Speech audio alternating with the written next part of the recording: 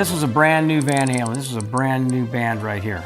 Very powerful, like a freight train coming straight at your face. I remember hearing... For decades, fans believed that Michael Anthony and Eddie Van Halen were more than just bandmates. They were brothers who helped build one of the greatest rock bands in history. But behind the sold-out concerts, legendary songs, and smiling interviews, a painful feud was slowly tearing everything apart. Now, at 71 years old, Michael Anthony is finally opening up about the real reason he grew to hate Eddie Van Halen so much. From betrayal and jealousy to shocking backstage conflicts that fans never fully understood, this story reveals the dark truth behind one of rock music's most heartbreaking friendships, and what Michael says now may completely change the way you see Van Halen forever. At the end of 2023 here, Wolfgang, he played the House of Blues out here, and I went to the show as his guest, and Long before the sold-out concerts and world tours, Michael Anthony was just a quiet boy growing up in a home filled with music. His father, Walter Szymczyk, often played the trumpet, and those sounds inspired Michael's love for music at an early age. After moving to Southern California in the 1960s, Michael joined school music programs and played trumpet in the marching band at Dana Junior High in Arcadia. But by the age of 13, he became fascinated with rock music and wanted to try something different. Instead of guitar or drums, he chose the bass. With very little money, Michael borrowed a Fender Mustang guitar from a friend and turned it into a bass by removing 2 strings. Seeing his passion, his father later bought him a bass guitar and amplifier so he could improve his skills. Inspired by famous bass players like Jack Bruce and John Paul Jones, Michael practiced constantly. Even though he was naturally left-handed, he learned to play right-handed. Those early years of hard work and dedication eventually led him to Van Halen and changed his life forever. Before he became a cornerstone of Van Halen, Michael Anthony was just another young musician chasing a dream through the smoky clubs and school auditoriums of Southern California. In the early 1970s, he poured his energy into the local music scene, eventually finding his place in a hard rock trio called Snake. There, he played bass and even handled lead vocals, performing covers and experimenting with original songs. Night after night, at school dances, neighborhood festivals, and small clubs around Pasadena and Arcadia, he sharpened his stage presence, never fully knowing those modest beginnings were quietly preparing him for something far greater. The San Gabriel Valley music circuit was more than a collection of local gigs. It was where futures collided. Among the many bands sharing those stages was Mammoth, a rising group led by brothers Eddie Van Halen and Alex Van Halen. One unforgettable evening at Pasadena High School, when Mammoth's sound system suddenly failed, Michael stepped in without hesitation, offering Snake's equipment so the show could go on. It seemed like a small act of kindness, but it left a lasting impression, one that would quietly alter the course of rock history. Not long after, fate opened an unexpected door. Mammoth had lost its bassist, and the Van Halen brothers remembered Michael's generosity and his undeniable talent. They invited him to a garage jam session, and within moments, something clicked. His steady bass lines and rich backing vocals added a new heartbeat to their sound, filling a space they hadn't realized was missing. Soon, Michael was officially part of the band. Around the same time, Mammoth adopted a new name, Van Halen. With David Lee Roth on vocals, Eddie on guitar, Alex on drums, and Michael on bass, the legendary lineup was complete. For Michael, it was more than joining another band. It was the end of one chapter and the beginning of a life that would carry him far beyond those small California stages into rock immortality. As Van Halen rose through the Los Angeles rock scene in the mid-1970s, Michael Anthony quietly became one of the band's most important pieces. Performing at legendary venues like the Whiskey A Go-Go, he brought a steady presence that balanced the group's explosive energy. While fans focused on Eddie Van Halen's groundbreaking guitar work and David Lee Roth's larger-than-life personality, Michael worked in the background, quietly holding the music together. His bass playing was solid and disciplined, giving the band a strong rhythmic foundation, but it was his soaring harmony vocals that truly helped shape the Van Halen sound. Those harmonies added melody and emotion beneath Roth's wild vocals, creating a balance that made the band stand out from countless other rock groups of the era. When Van Halen released its debut album in 1978, Michael's influence could be heard throughout songs like Running with the Devil, Ain't Talking About Love, and Jamie's Cryin'. As the album became a massive success, the band's rise to fame happened almost overnight. Endless tours, growing pressure, and internal conflicts soon followed. In the beginning, Michael was treated as an equal member, sharing profits, responsibilities, and business decisions alongside the others. But as fame grew, power within the band slowly shifted toward the Van Halen brothers and Roth. Despite this, Michael remained loyal and professional, continuing to support the group through albums like Fair Warning and Diver Down. Though he rarely stood at the center of attention, fans gradually realized how essential he truly was. Beneath the spotlight, ego clashes, and chaos, Michael Anthony had become the quiet foundation that helped keep one of rock's most legendary bands alive. By 1984, Van Halen had reached a level of fame few rock bands ever experience. Their album 1984 dominated the airwaves with unforgettable hits like Jump, Panama, and Hot for Teacher. To the world, the band looked unstoppable.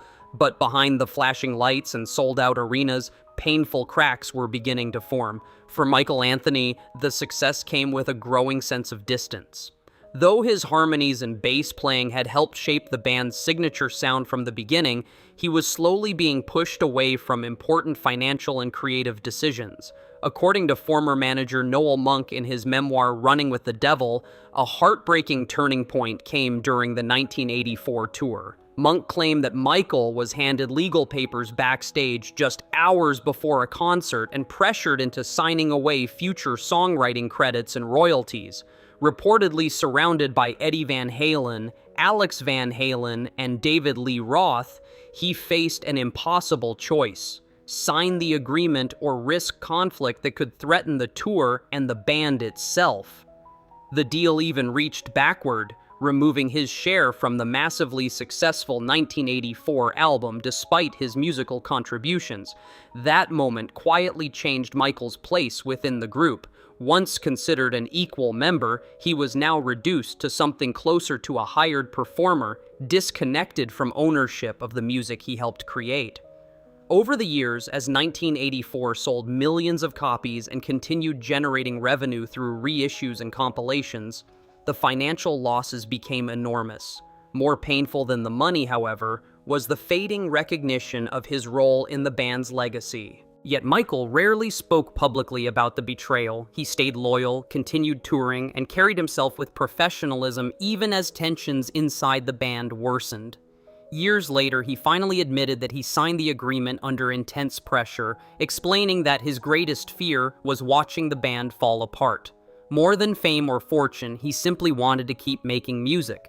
The controversy surrounding the 1984 contract remains one of rock history's most painful reminders of how power, success, and loyalty can collide, sometimes leaving the quietest member to carry the deepest scars. As the years passed and Van Halen moved further from its glory days, the relationship between Michael Anthony and Eddie Van Halen slowly faded into something far more painful than fans ever expected. Though Michael had helped build the band's unmistakable sound from the very beginning, Eddie began publicly downplaying his importance in interviews, often suggesting that Anthony lacked the musical ability expected of a serious bassist. The most controversial remarks came years later during a 2015 interview when Eddie claimed he had to show Michael how to play his bass parts note by note. The comments stunned longtime fans and musicians alike. To many, the criticism felt deeply unfair, especially considering Michael's decades of reliable performances, his tight rhythm playing, and the soaring harmony vocals that had become essential to Van Halen's identity. When Michael eventually addressed the accusations, he did so calmly rather than angrily. He explained that he had always learned the music himself and denied that Eddie ever needed to teach him how to perform his parts. He quietly pointed out that if such rehearsals or corrections had truly existed, some evidence would likely have surfaced over the years.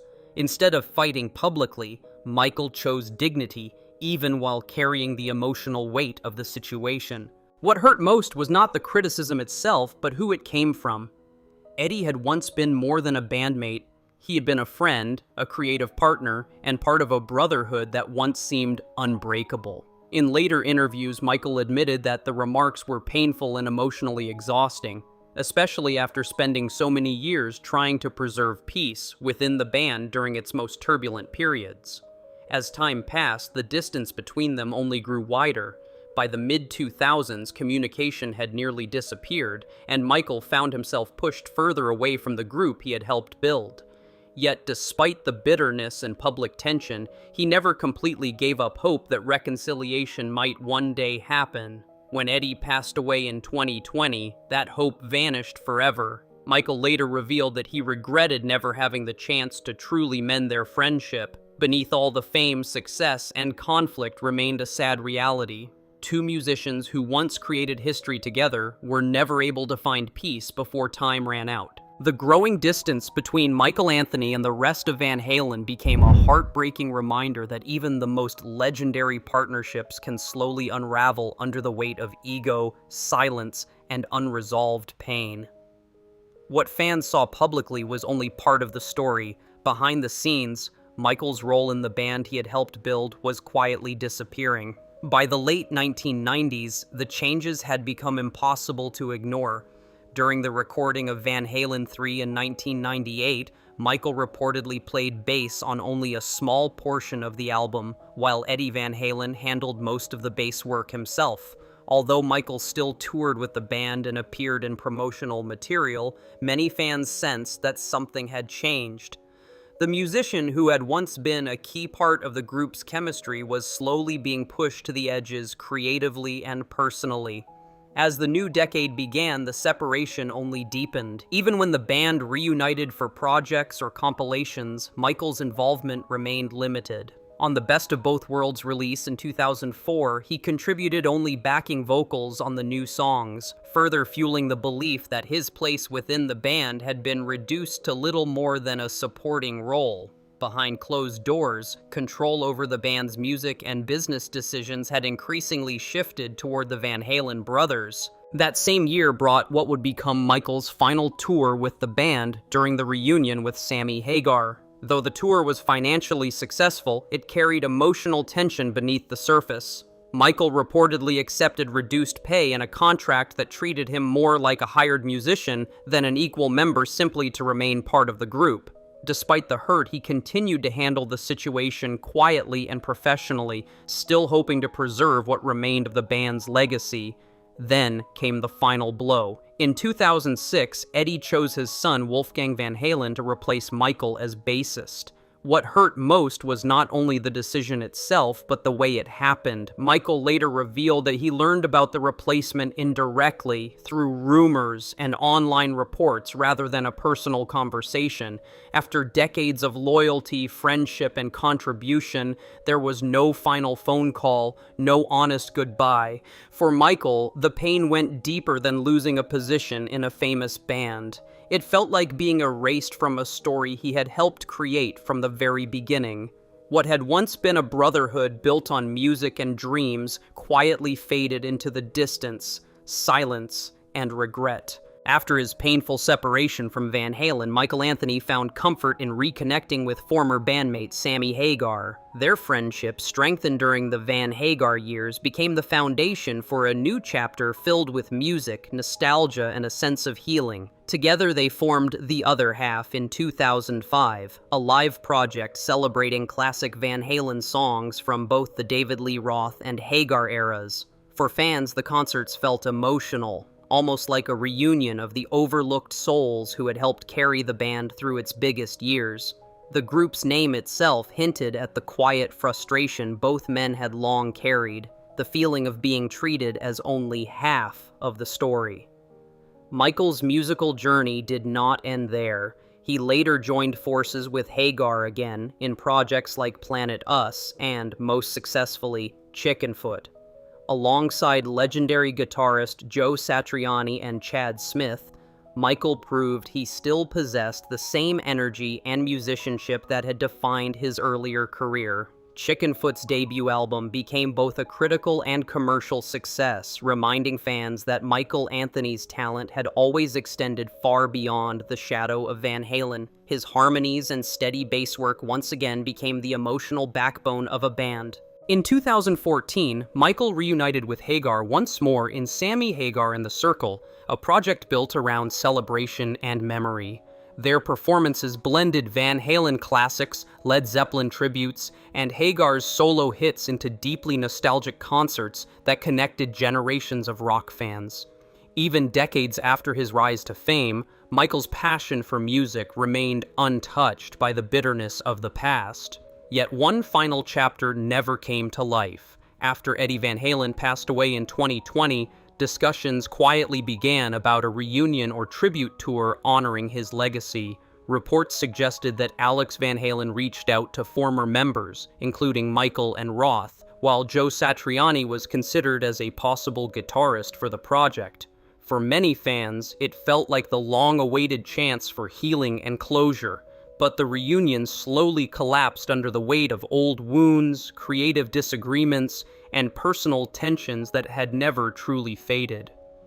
Roth reportedly resisted parts of the tribute concept, while Alex's declining health and back problems made touring increasingly unrealistic. Michael later confirmed that he had been willing to participate, hoping perhaps for one final moment of peace with the people he once called family. That moment never arrived. What could have been a powerful farewell instead dissolved into silence, leaving fans with the bittersweet realization that some fractures, even after decades, are never fully repaired. The dream of seeing the surviving members of Van Halen united one last time quietly disappeared, not with a final encore, but with regret, distance, and memories of what once was. Valerie Bertinelli has made it clear that she does not want Hollywood to turn Eddie Van Halen's life into a biopic, at least not while she is alive. She once told her son, Wolfgang Van Halen, to wait until I'm gone before allowing a movie like that to happen. Her concern is not anger, but the fear that Hollywood could turn a deeply personal story into entertainment. After being married to Eddie for more than 20 years, Valerie witnessed both his incredible talent and his private struggles with addiction and emotional pain. Even after their divorce, they stayed connected through their son and their shared history. For Valerie, seeing those painful memories recreated on screen would feel like reopening old wounds. She once joked that Selena Gomez could play her in a movie, but admitted she hoped the actress would turn the role down. Behind the joke was her desire to protect the real people behind the fame. Since Eddie's death in 2020, Wolfgang has focused on honoring his father through music instead of Hollywood projects. He has also spoken out against people who use Eddie's name for attention, showing that protecting his father's legacy matters more to him than money or publicity. For the Van Halen family, Eddie's story is not just rock and roll history. It is a personal story filled with success, heartbreak, addiction, love, and loss. Valerie believes the family is still healing, and a movie could turn those painful memories into a public spectacle too soon. Their feelings are a reminder that behind every music legend is a real family still carrying the pain of what they lost.